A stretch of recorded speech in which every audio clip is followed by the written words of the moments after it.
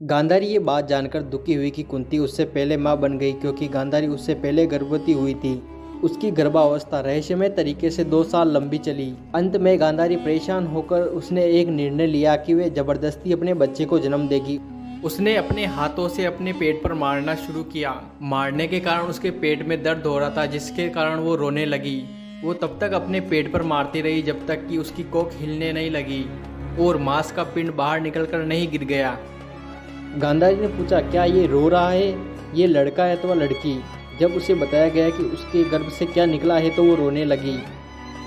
उसने व्यास को बुलावा भेजा। व्यास के आने पर उसने कहा कि आपने तो मुझे वरदान दिया कि मैं 100 पुत्रों की माता बनूंगी, वो 100 पुत्र कहाँ है? व्यास ने दासियों को उन मांस के पिंड को 100 टुकड़ों में बांट देने का आदेश दिया। गांधारी ने कहा, क्या मेरी कोई पुत्री भी हो सकती है? इस पर व्यास ने कहा कि मांस पिंडों को 101 टुकड़ों में बांट दो और घी से भरे हुए मर्तबान में डाल दो।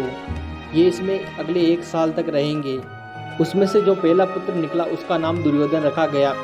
दुष्कर होगा युद्ध करना इसके साथ। पुत्र का नाम होगा दुर्योधन। का जन्म तब हुआ था जब भीम का जन्म हुआ। जब दुर्योधन का जन्म हुआ तो राजा प्रसाद में कुत्ते रोने लगे।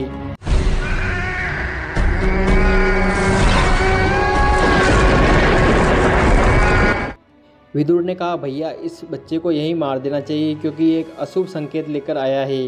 धृतराष्ट्र ने उसे मारने से मना कर दिया और कहा कि ये मेरा पहला पुत्र है, उसे कोई भी हाथ नहीं लगाएगा। उसके दूसरे पुत्र का नाम दुशासन रखा गया और उसकी एक पुत्री हुई, उसका नाम दुश्शला रखा गया। उसका विवाह जयद्रथ के साथ किया गया।